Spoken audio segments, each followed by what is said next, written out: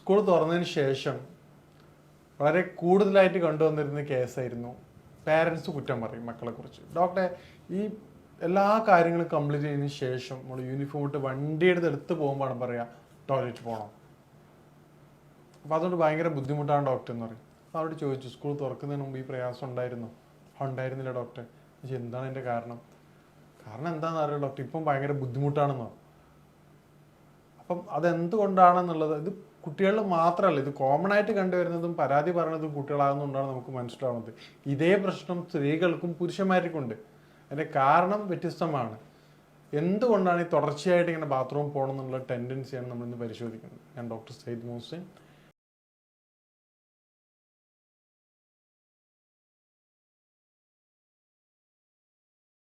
നേരത്തെ പറഞ്ഞതിൻ്റെ ഏറ്റവും പ്രധാനപ്പെട്ട ഒരു കാരണം, കുട്ടികൾ കണ്ടുവരുന്ന കാര്യം അഥവാ വയറിനുണ്ടാവുന്ന ഗ്യാസ്ട്രിക് ബുദ്ധിമുട്ടാണ്. ഉദാഹരണത്തിന് കുട്ടികൾ ഉറങ്ങി, പണ്ട് കാലത്തൊക്കെ കുട്ടികൾ നേരത്തെ ഉറങ്ങി നേരത്തെ എഴുന്നേൽക്കുന്ന കുട്ടികളായിരുന്നു.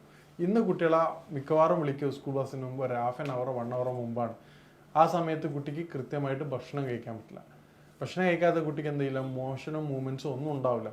പിന്നീട് കുറച്ചൊരു ആക്ടിവിറ്റീസൊക്കെ വരുമ്പോഴാണ് ഈ ഒരു ബാത്റൂം പോകാനുള്ള ഒരു ടെൻഡൻസി തന്നെ വരിക. വെള്ളമൊക്കെ കുടിച്ച് അല്ലെങ്കിൽ കുറച്ച് പ്രഷറിൽ ചായയൊക്കെ കുടിച്ചതിന് ശേഷം. അത് മിക്കവാറും 1 hour 1.5 hour ഉണ്ടാവുക. ആ സമയത്താണ് കുട്ടി എന്ത് ചെയ്യുക, നേരെ ഈ പാരൻസിനോട് ഞാൻ പറഞ്ഞു, നിങ്ങൾ എന്ത് ചെയ്യുക, കുട്ടിയെ ഒരു 2 hours മുമ്പ് വിളിക്കുക. പിന്നെ നെക്സ്റ്റ് ടൈം വരുമ്പോൾ ഡോക്ടറെ ഇപ്പോൾ പ്രശ്നമൊന്നുമില്ല, കാരണം എന്താ യൂണിഫോം ഇടുന്നതിന് മുമ്പ് തന്നെ ഒരു 1.5 മണിക്കൂർ കഴിയുമ്പോൾ എന്തെങ്കിലും കുട്ടിക്ക് ടെൻഡൻസി ഉണ്ട്. അതും പ്രോപ്പറായിട്ടില്ല, എന്നാലും സമാധാനമാണ്, പണ്ടത്തെ പ്രശ്നമില്ല. കാരണം ആ സമയത്ത് നമ്മൾ ബ്രേക്ക്ഫാസ്റ്റ് കൃത്യമായിട്ട് കൊടുക്കുകയാണെങ്കിൽ ഈ ഒരു പ്രയാസം നല്ല ചേഞ്ചസ് കണ്ടുവരാറുണ്ട്.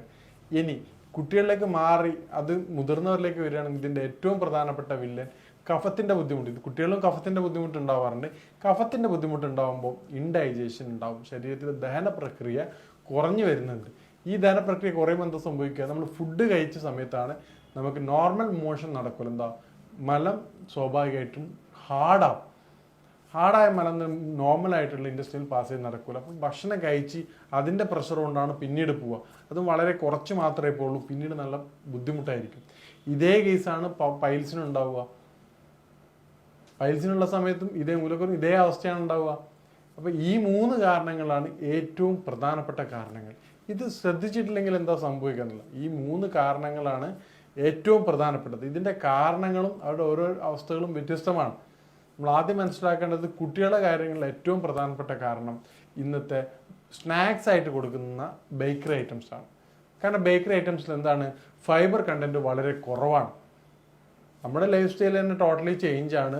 ഫൈബർ വളരെ കുറവാണ്, വെജിറ്റബിൾസ് കുറവാണ്. കുട്ടികൾ എത്രത്തോളമാണ് വെജിറ്റബിൾസ് കഴിക്കുക, ഫ്രൂട്ട്സ് എത്രയാണ് കഴിക്കുക. പിന്നീട് പ്രയോറിറ്റി എന്താണ് കൊടുക്കുക, ജങ്ക് ഫുഡിനാണ് കൊടുക്കുക. ജങ്ക് ഫുഡ് എടുക്കുന്നതോട് കൂടി തന്നെ ഹൈ പ്രോട്ടീൻ വളരെ കുറയുകയും ഹൈ കലോറി ഫുഡ് ഇൻടേക്ക്. ഇപ്പോൾ തന്നെ CBSE 3 വർഷം മുമ്പ് CBSE അവരുടെ ക്യാൻറ്റീനുകളിൽ ജങ്ക് ഫുഡ് പൂർണ്ണമായിട്ടും നിരോധിച്ചു ഓൾ ഓവർ ഇന്ത്യയിൽ. കാരണം എന്താണ്, പുതിയ റിസർച്ച് ആൻഡ് സ്റ്റഡീസ് പ്രകാരം ഒബേസിറ്റി കൂടാണ് കുട്ടികൾക്ക്. അതായത് ബസ്സിൽ വരികയും ക്യാൻറ്റീനിൽ ഇറങ്ങുകയും പിന്നെ വളരെ ആക്ടിവിറ്റീസ് കുറവായിട്ടുള്ള കുട്ടികൾ നല്ല ഹൈ കലോറി ഫുഡ് കഴിക്കുകയും ചെയ്യാണ്. ഒബേസിറ്റി വളരെ കൂടുകയാണ്. വേൾഡ് ഹെൽത്ത് ഓർഗനൈസേഷൻ അനുസരിച്ചും അതുപോലെ തന്നെ ഒബേസിറ്റി റിസർച്ച് ഫൗണ്ടേഷൻ ഫെഡറേഷൻ ഉണ്ട്. അവരുടെ കണക്ക് പ്രകാരം ഏകദേശം 120ഓളം കോടി കുട്ടികൾക്ക് ഈ പറഞ്ഞ ഒബേസിറ്റി പ്രശ്നം കണ്ടുവരുന്നുണ്ട്. ഈ ഒബേസിറ്റി വരുമ്പോൾ എന്താ സംഭവിക്കുക, അതിൻ്റെ സെക്കൻഡ് സ്റ്റെപ്പ് ആയിട്ടുള്ള ഡയബറ്റിക്കിലേക്ക് കടക്കുകയാണ്. അഡൽറ്റിൽ തന്നെ ഡയബറ്റിക് സ്റ്റേജ് മാറുകയാണ്. നമ്മുടെ കുട്ടികളോട് ചെയ്യുന്ന ദ്രോഹമാണ്. നമ്മൾ ആ ഒരു സമയത്ത് അതിൻ്റെ ബുദ്ധിമുട്ടോ പ്രയാസങ്ങളോ അറിയില്ല. ഇന്ന് കാലത്ത് തന്നെ വളരെ പെട്ടെന്നുള്ള ഡയബറ്റിക് മാറുന്ന എന്താണ് കാരണം, ചൈൽഡ് സമയത്ത് ഈ പറഞ്ഞ ബേക്കറി ഐറ്റംസ് കൂടുതലായിട്ട് കൊടുക്കുന്നതുകൊണ്ടാണ്. അതിന് പകരമായിക്കൊണ്ട് സ്നാക്സ് ആയിട്ട് നിങ്ങൾക്ക് കൊടുക്കാൻ പറ്റുന്ന എന്താണ്, ഹെൽത്തി ആയിട്ടുള്ള സാധനം കൊടുക്കാം, വീട്ടിലുണ്ടാക്കിയുള്ള സാധനങ്ങൾ കൊടുക്കാം, ടേസ്റ്റ് ആയിട്ടുള്ള സാധനങ്ങൾ കൊടുക്കാം. ഇനിയിപ്പോൾ അതിനൊന്നും സമയമില്ലാത്ത പാരൻസ് ആണെങ്കിൽ എന്ത് ചെയ്യാൻ പറ്റും, ഡ്രൈ ഫ്രൂട്ട്സ് കൊടുക്കാം. ഡ്രൈ ഫ്രൂട്ട്സ് കൊടുക്കുമ്പോൾ പ്രത്യേകം ശ്രദ്ധിക്കേണ്ട കാര്യം, നമ്പേഴ്സ് കൂടാൻ പാടില്ല. കാരണം ഡ്രൈ ഫ്രൂട്ട്സ് ഡൈജസ്റ്റ് ചെയ്യാൻ പ്രയാസമുള്ള സാധനമാണ്. അപ്പോൾ അതിൻ്റെ കൂടെ തന്നെ നിങ്ങൾ ഫിഗ് കൊടുക്കുകയാണെങ്കിൽ, അത്തിപ്പഴം കൊടുക്കുകയാണെങ്കിൽ, അത്തിപ്പഴം കുറച്ച് ടേസ്റ്റ് ബുദ്ധിമുട്ടാണ്, പക്ഷേ തേനിലൊക്കെ ഇട്ട് കൊടുക്കുന്ന കുട്ടികൾക്ക് ടേസ്റ്റാണ്. കഴിച്ച് കഴിഞ്ഞാൽ പിന്നീട് ടേസ്റ്റ് ഇഷ്ടപ്പെടും. അത് പീസ് കൊടുക്കുക. അതുപോലെ തന്നെ ഈ നമ്പേഴ്സ് വെച്ച് കൊടുക്കുക. ഇപ്പോൾ 3 അത്തിപ്പഴം 3 പിന്നെ ആൽമണ്ട് കൊടുക്കുക, ബദാം കൊടുക്കുക, അതോടൊപ്പം തന്നെ ഒരു അത്തിപ്പഴം കൊടുക്കുക, ഒരു 3 പിസ്ത കൊടുക്കുക. അത് തന്നെ സ്നാക്സിന് ധാരാളമാണ്, ഹെൽത്തിയാണ്. അത് ഉണ്ടാക്കേണ്ട ഹെൽത്ത് ബെനിഫിറ്റ് ഒരുപാടാണ്. അപ്പോൾ ഈ രൂപത്തിൽ നമ്മൾ ചെയ്യുകയാണെങ്കിൽ അത് ഡൈജസ്റ്റിനെ വളരെയധികം സഹായിക്കും. ഇനി ഫ്രൂട്ട്സ് കൊണ്ടുപോകാൻ പറ്റുന്ന കുട്ടികൾ അനാർ കൊടുത്തു നോക്കുക. വീട്ടിൽ നിന്ന് മോർണിംഗ് കുട്ടികൾക്ക് അനാർ കൊടുക്കാം. അനാർ നല്ല ടേസ്റ്റാണ്. കുട്ടികൾ എൻജോയ് ചെയ്ത് കഴിക്കുകയാണെങ്കിൽ വളരെ ഹെൽത്ത് ബെനിഫിറ്റ് ആണ്. ഇപ്പോൾ കോൺഫ്ലാക്ക് കാര്യങ്ങളാണ് മോർണിംഗ് കൊടുക്കുന്നതെങ്കിൽ അതിൽ ആഡ് ചെയ്ത് വളരെ സിമ്പിളായിട്ട് കൊടുക്കാൻ പറ്റുന്ന സാധനം എന്ത്, അനാർ. അതവരെ ലിവറിൻ്റെയും ഡൈജഷനെയും വളരെയധികം ഹെൽപ്പ് ചെയ്യും. ഈ രൂപത്തിൽ നമ്മുടെ ഈ പറയുന്ന പ്രയാസങ്ങളെ, ഹെൽത്ത് പ്രോബ്ലംസിനെ ഐഡൻറ്റിഫൈ ചെയ്തുകൊണ്ട് എന്തുകൊണ്ടാണ് പ്രോബ്ലം ഉണ്ടാവണം എന്നുള്ള ഡിസീസിൻ്റെ കാരണം നോക്കുകയാണെങ്കിൽ നമുക്ക് വളരെ എളുപ്പം തന്നെ കുട്ടികളിത് മാറ്റിയെടുക്കാവുന്നതാണ്. അതുപോലെ തന്നെ കുട്ടികളുടെ ഈവനിങ് വന്നു കഴിഞ്ഞാൽ ഒരു 1 hour നിർബന്ധമായിട്ട് ഫിസിക്കൽ ആക്ടിവിറ്റീസിലേക്ക് മാറ്റേണ്ടതാണ്. അതിനുശേഷം കുട്ടികൾ കളിച്ചതിന് ശേഷം എന്ത് ചെയ്യുക, ഒരു 7 to 8 o'clock തന്നെ കൃത്യമായിട്ട് ഫുഡ്, രാത്രി കാലങ്ങളിൽ ഹൈ കലോറി ഫുഡ് കൊടുക്കാതെ പ്രോട്ടീൻ കാര്യങ്ങളും ഒരു 7 മണി 8 മണി മുമ്പായിട്ട് കൊടുക്കുക.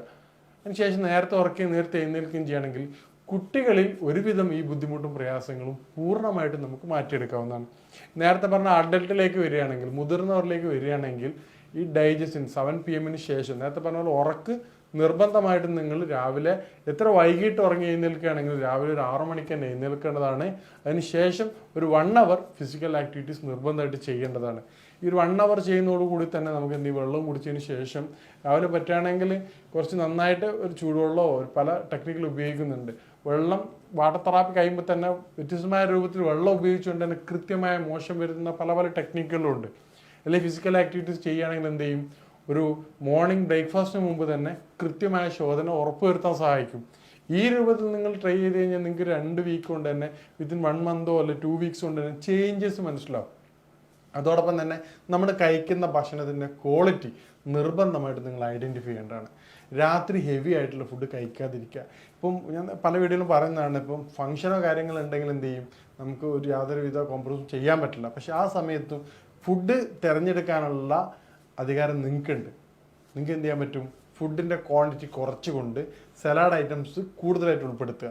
ഫുഡ് പ്ലേറ്റ് പോലെ അത് കൂടുതലായിട്ട് ചെയ്യും. അതിനുശേഷം നിങ്ങൾ എന്ത് ഫുഡ് കഴിച്ചാലാണ്, അല്ലെങ്കിൽ എന്ത് ഡ്രൈ ഫ്രൂട്ട്സ് കഴിച്ചാലാണ് മോഷൻ എളുപ്പമാക്കുക എന്നുള്ള ആ തരത്തിൽപ്പെട്ട സാധനം എന്ത് ചെയ്യുക, അത് കൂടുതലായിട്ട് കഴിക്കുക. അപ്പോൾ കൃത്യമായ ശോധന മോഷൻ നിങ്ങൾക്ക് മോർണിംഗിൽ ഉണ്ടാവും. അതുപോലെ തന്നെ ഇമ്പോർട്ടൻ്റ് ആണ് water intake. Per body weight നമ്മൾ നോർമലി പറയാറുള്ളത് 20 kg ബോഡി വെയിറ്റ് ഉള്ള ഒരു വ്യക്തി നിർബന്ധമായിട്ടും 1 liter വെള്ളം നിർബന്ധമായിട്ട് കുടിക്കേണ്ടതാണ്. കുട്ടികൾ നമ്മൾ കാര്യം ശ്രദ്ധിക്കണം, സ്കൂളിൽ കൊടുക്കുന്ന ബോട്ടിൽ അതുപോലെ തിരിച്ചു വരുന്നുണ്ടോയെന്നോ സ്കൂളിൽ നിന്ന് കുടിക്കുന്നുണ്ടോ എന്നുള്ള കാര്യം നിർബന്ധമായിട്ട് ശ്രദ്ധിക്കേണ്ടതാണ്. പേഴ്സണലായിട്ട് നമ്മൾ സ്ത്രീകളായാലും പുരുഷന്മാരും ഏറ്റവും കൂടുതൽ സ്കിപ്പ് ചെയ്യുന്ന ഒരു സാധനമാണ് എന്ത്, വെള്ളം കുടി എന്നുള്ളതാണ്.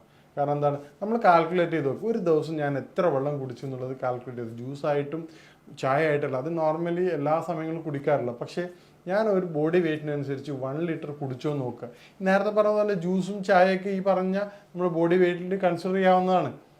ജ്യൂസ് സ്ഥിരമായിട്ട് കറക്റ്റ്, ജ്യൂസ് എന്ന് പറഞ്ഞാൽ മാക്സിമം പോയി കഴിഞ്ഞാൽ ഇപ്പോഴത്തെ അവസ്ഥയിൽ 200 ml മാത്രമല്ല 250 ml മാത്രമേ ഉണ്ടാവുള്ളൂ. ഒരു ദിവസത്തെ ജ്യൂസ് ഒരാൾ കുടിക്കുക. മറിച്ച് ഈ പറഞ്ഞ ബോഡി വെയിറ്റ് 70 kg ഉള്ള വ്യക്തിയാണെങ്കിൽ നിർബന്ധമായിട്ടും 3 liter വെള്ളം നിർബന്ധമായിട്ട് കുടിക്കേണ്ടതാണ്. ഈ രൂപത്തിൽ നമ്മുടെ ജീവിത രീതി ക്രമീകരിക്കുകയാണെങ്കിൽ മേൽപ്പറഞ്ഞ ബുദ്ധിമുട്ട്, ഈ തുടർച്ചയായിട്ടുണ്ടാകുന്ന ബാത്റൂം പോകുന്ന ടെൻഡൻസി, എൻ്റെ ഫ്രണ്ട് ഉണ്ടായിരുന്നു തുടർച്ചയായിട്ട്, ഇതിനു മുമ്പ് പണ്ടൊക്കെ പഠിക്കുന്നതിന് മുമ്പായിരുന്നു. അപ്പോൾ ഈ പുള്ളി ട്രിപ്പ് എവിടെയെങ്കിലും പോകുന്ന സമയത്ത് പറയാം ഒന്ന് പോയിട്ട് വരുന്നു പറയും. എന്നാലും സാറ്റിസ്ഫൈഡ് ആവില്ല. പുറത്തെവിടെയും വണ്ടി കണ്ടാൽ പറയും പെട്രോൾ നിർത്താൻ പറയും, എന്താ പുറത്ത് പോകണം ഒന്നും കൂടി പോകണം. അപ്പോൾ ഈ ഒരു ബുദ്ധിമുട്ട് ചില ആൾക്കാർക്ക് ഗുരുതരമായിട്ട് എഫക്റ്റ് ആവാറുണ്ട്. ആ രൂപത്തിലുള്ള ആൾക്കാരാണെങ്കിൽ നിങ്ങൾ നിർബന്ധമായിട്ടും വൈദ്യസഹായം തേടേണ്ടതാണ്. കാരണം എന്താണ്, സ്റ്റാർട്ടിംഗ് ഒക്കെ ആണെങ്കിൽ നിങ്ങൾക്ക് ഈ പറഞ്ഞ രൂപത്തിൽ ലൈഫ് സ്റ്റൈൽ ചേഞ്ച് ചെയ്തുകൊണ്ട് മാറുന്നുണ്ടെങ്കിൽ, അത് നല്ല ഇമ്പ്രൂവ്മെൻറ്റ് കാണുന്നുണ്ടെങ്കിൽ ഒരു 50% ഒക്കെ ഒരു 1 month കൊണ്ട് മാറുകയാണെങ്കിൽ നിങ്ങൾക്ക് ധൈര്യമായിട്ട് ആ രീതി തന്നെ തുടരാം. മറിച്ച് അത് ചേഞ്ചസ് വരാത്ത രൂപത്തിലാണെങ്കിൽ നിങ്ങൾ നിർബന്ധമായിട്ടും ഒരു വൈദ്യസഹായം തേടേണ്ടതാണ്. അപ്പോൾ ഈ രൂപത്തിൽ നമ്മൾ ജീവിതം ക്രമീകരിക്കുകയാണെങ്കിൽ വളരെ എഫക്റ്റീവായിട്ട് കൊണ്ട് തന്നെ നമുക്ക് ഈ പ്രശ്നം നിങ്ങളിലൂടെ തന്നെ അത് പൂർണ്ണമായിട്ടും മാറ്റിയെടുക്കാവുന്നതാണ്. ഇനി ഇതുണ്ടാകുന്ന കോംപ്ലിക്കേഷൻസ് എന്തൊക്കെയാണെന്ന് നോക്കാം. കുട്ടികളിലാണെങ്കിൽ നേരത്തെ പറഞ്ഞ പാരൻസ് പറഞ്ഞവർ അവരുടെ ബിഹേവിയർ ചേഞ്ച് ചെയ്യും. കാരണം എന്താണ്, വളരെ ദേഷ്യമായിരിക്കും. കാരണം ഫുഡ് തീരെ കഴിക്കാത്ത അവസ്ഥയിൽ, പണ്ട് നന്നായിട്ട് കഴിച്ച കുട്ടിയാണെങ്കിൽ ടീച്ചർ പറയും ഇപ്പം മോൾ തീരെ ഭക്ഷണം കഴിക്കുന്നില്ല. കാരണം എന്താണ്, അവൾ വയറുവേദന പറയുന്നുണ്ട്, തുടർച്ചയായി കൊണ്ട് വയറുവേദന പറയുകയാണ്. പിന്നെ ഫുഡ് അതുപോലെ തന്നെ തിരിച്ചു കൊണ്ടുവരികയാണ്. ഇപ്പം സ്കൂളുകളിൽ നിന്നൊക്കെ കൃത്യമായിട്ടുള്ള മോണിറ്ററിങ് ഉണ്ടാവില്ല. കാരണം ഒരായാണ് ഉണ്ടാവുള്ളൂ, എല്ലാവരെയും നോക്കാൻ പറ്റില്ല. അപ്പം നമ്മളെ കുട്ടിയെ നോക്കുകയാണെങ്കിൽ, ഒരു ടിഫിൻ ബോക്സ് നോക്കുകയാണെങ്കിൽ എന്തായാലും ഫുഡ് വേസ്റ്റ് ഉണ്ടാവും. ചോദിച്ചാൽ പറയും എനിക്കിപ്പോൾ കഴിക്കാൻ പറ്റുന്നില്ല എന്ന് പറയും. ഭക്ഷണം കഴിച്ചാൽ വയറുവേദന എന്ന് പറയും. അപ്പോൾ ഈ ഒരു രൂപത്തിൽ പിന്നീട് അത് സ്വഭാവ ക്രമീകരണത്തിൽ അത് മാറ്റം വരും, പെട്ടെന്ന് ദേഷ്യം വരും, കുട്ടിയുടെ ആരോഗ്യത്തെ തന്നെ ബാധിക്കും. നല്ല ആരോഗ്യത്തോടെ കുട്ടി എന്ത് ചെയ്യും, ചെറിയ ചെറിയ അസുഖങ്ങൾ വരുന്നുണ്ട്, ഇമ്മ്യൂണിറ്റി കുറയും, പെട്ടെന്ന് തന്നെ സ്പ്രെഡ് ആവും. പണ്ടൊക്കെ പനി വന്നു കഴിഞ്ഞാൽ പ്രശ്നമില്ലാത്ത കുട്ടികളാകുമ്പോൾ ക്ലാസ്സിൽ ആർക്കെങ്കിലും പനി വന്നു കഴിഞ്ഞാൽ തന്നെ എന്ത് ചെയ്യും, കുട്ടിക്ക് പെട്ടെന്ന് തന്നെ വരുന്നൊരവസ്ഥ. ആ ഒരു നമ്പേഴ്സും ഇമ്മ്യൂണിറ്റിയും പെട്ടെന്ന് തന്നെ കുറയുന്നതായിട്ട് കണ്ടുവരും. ഇതുപോലെ തന്നെയാണ് സ്ത്രീകളിലും. സ്ത്രീകളുടെ ആരോഗ്യത്തെ അത് ബാധിക്കും. ചെറിയ ചെറിയ പ്രശ്നങ്ങൾക്ക് പോലും ടെൻഷൻ വരുന്ന രൂപം ഉണ്ടാവും. ഇത് നേരത്തെ പറഞ്ഞ ചെറിയ അസുഖങ്ങൾ പെട്ടെന്ന് വരുന്ന രൂപത്തിലേക്ക് വരും. ഏത് സമയത്തും ടയർഡ്നെസ് ആയിരിക്കും. പുരുഷന്മാരിലേക്ക് വരികയാണെങ്കിലോ കോൺസെൻട്രേഷൻ തീരെ ഉണ്ടാവില്ല, ഒരു കാര്യം ചെയ്യാൻ പറ്റാത്തൊരവസ്ഥയായിരിക്കും. ഏത് സമയത്തും ദേഷ്യവും കാര്യങ്ങളൊക്കെ ആയിരിക്കും. ഇപ്പോൾ വൈഫ് വിളിച്ച് കഴിഞ്ഞാൽ വൈഫിനോട് ചൂടാവും, കോവർക്കേഴ്സിനോട് പ്രശ്നമായിരിക്കും, ഡ്രൈവ് ചെയ്യുമ്പോൾ ഒരു സാറ്റിസ്ഫാക്ഷൻ ഉണ്ടാവില്ല. കാരണം എന്താണ്, ഒരു അസ്വസ്ഥതയായിരിക്കും, എന്താ ബുദ്ധിമുട്ട്, പിന്നെയും പോകേണ്ടതുണ്ടോ, ടോയ്ലറ്റിലേക്ക് പോകേണ്ടതുണ്ടോ, ഒരു എന്ത് ചെയ്യാനും ഒരു സാറ്റിസ്ഫാക്ഷൻ കിട്ടില്ല. അപ്പം ഇതാണ് ഇതിൻ്റെ ഉണ്ടാക്കുന്ന കോംപ്ലിക്കേഷൻസ്. നമ്മൾ ഈ പറഞ്ഞ നിസ്സാരമായിട്ട് കരുതുന്ന സാധനങ്ങളാണ് നമ്മളറിയാതെ നമ്മുടെ ജീവിതത്തിൽ പ്രയാസങ്ങൾ സൃഷ്ടിക്കുന്നത്. അപ്പോൾ ഈ പറഞ്ഞ പോലെ ഏതാണ് പ്രശ്നങ്ങളെന്ന് ഐഡൻറ്റിഫൈ ചെയ്ത് കഴിഞ്ഞാൽ നമുക്ക് തന്നെ എന്ത് ചെയ്യാൻ പറ്റും, ഇത് പൂർണ്ണമായിട്ട് അത് മാറ്റിയെടുക്കാൻ പറ്റും. ഇനി ഇതുമായിട്ട് ബന്ധപ്പെട്ട സംശയങ്ങളും കാര്യങ്ങൾക്കും നിങ്ങൾക്ക് ബന്ധപ്പെടാവുന്നതാണ്. ഇനി മറ്റൊരു വിഷയമായിട്ട് കാണാം. നന്ദി.